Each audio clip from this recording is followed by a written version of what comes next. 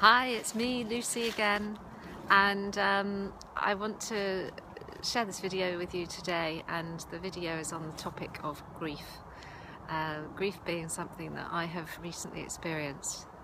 My mother passed away on the 20th of May this year, and despite the fact that I knew it was coming and had done for some time, and felt that I had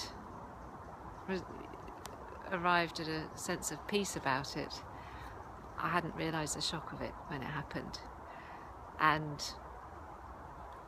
the emotional turmoil that followed, the aftermath. And so I wanted to share my experience with you, for any of you that are going through a similar experience of grief. When my mum passed away, I was very confused and lost, and the intensity of the emotions and the unpredictability of how I felt was a surprise to me. And despite intellectually understanding about grief, I hadn't expected it to hit me as hard as it did. What I found was that I was functioning on the outside to other, hopefully getting away with it, but on the inside I was struggling. And one day I was at the sink washing up, and I was just saying, what can I do? What can I do to get through this? And I noticed the plant that was on my sink, on the windowsill, and it needed water.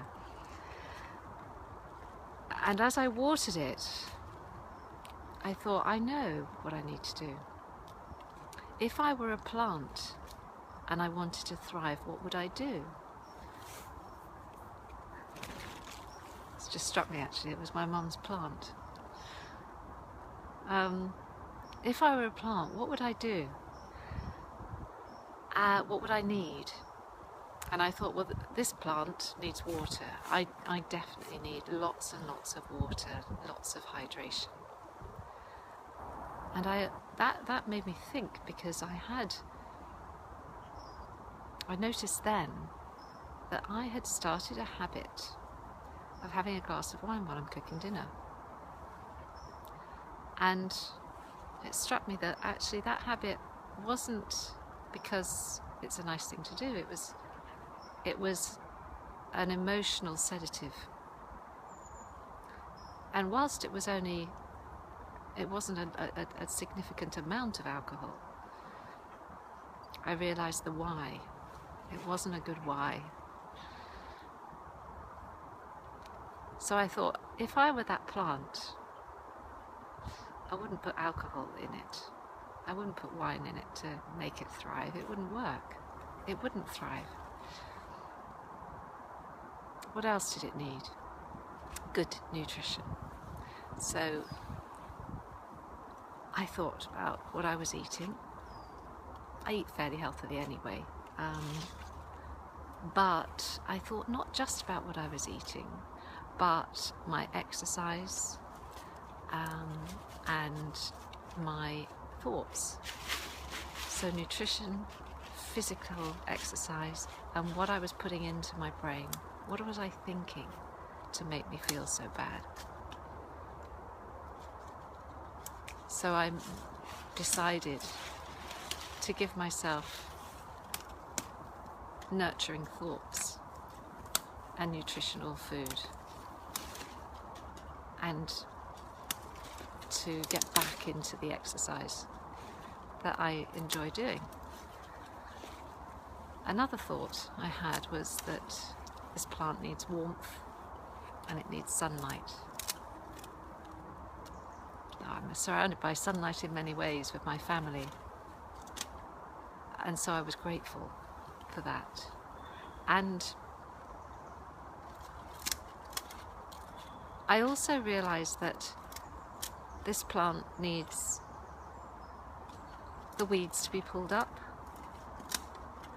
and it needs some TLC. It needs to be looked after, pruned maybe. And so as I plucked the dead leaves off the plant, I thought about myself and thought, I need a bit of TLC. And that prompted me later on in the week to book a hair appointment. And I also had an urgent need to clean the house and get in order, get everything in order. And so I set about that. And